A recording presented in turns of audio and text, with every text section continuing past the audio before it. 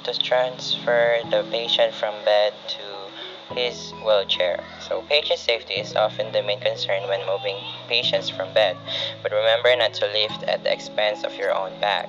This transfer often requires the patient's help too, so clear communication is essential in this part. Good morning po, ma'am. Good morning. So, ako po pala si Christian L. Mijares. Ako po yung attending coordinator for today's shift. Kamusta po kayo, ma'am? Okay na. Ready po ba kayo, ma'am, sa magpapahangin po tayo mamaya? So, ang gagawin ko po is ililipat ko po kayo mula sa kama papunta sa ating wheelchair po. Okay, ma'am, maghugas na po ako ng kamay, babalik po ako.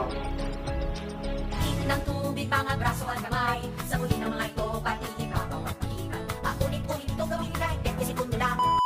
So, tapos na po ako maghugas ng kamay. At least 20 seconds po. Mamampunin ko lang po yung gate belt natin po. Yung gate belt po, ma'am, is para po sa support natin mamaya. Set ko lang po yung wheelchair. At siguraduhin po na pag nakatayo na, nakaupo na si pasyente, naka 30 to 45 degree angle po yung wheelchair natin. So, ma'am, kailan po ba natanggalin po yung spuma po?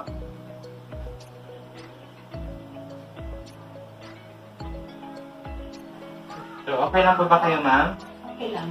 Okay po, ma'am. Ang gusto ko niyong gawin is i-cross niyo po yung kamay niyo sa balikat niyo po. Tapos, upo po tayo. Sige po.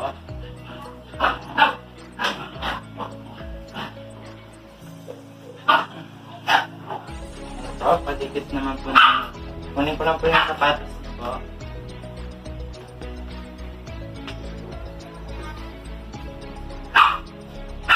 Okay naman po ba kayo? Hindi po ba kayo nahihilo? So, ito po yung gate belt natin, ma'am. Para po ito pag-support mo kaya. Tapos kayo. So, siguraduhin po ng gate belt is kasya po yung apat nating daliri. So, check po natin. Yan po. So, ma'am, okay po ba? Hindi po ba mahigpit? Hindi. Yan po. So, lilipat po kita sa wheelchair. Ma'am, talagyan naman po ng dalawa yung mga sa daliri po.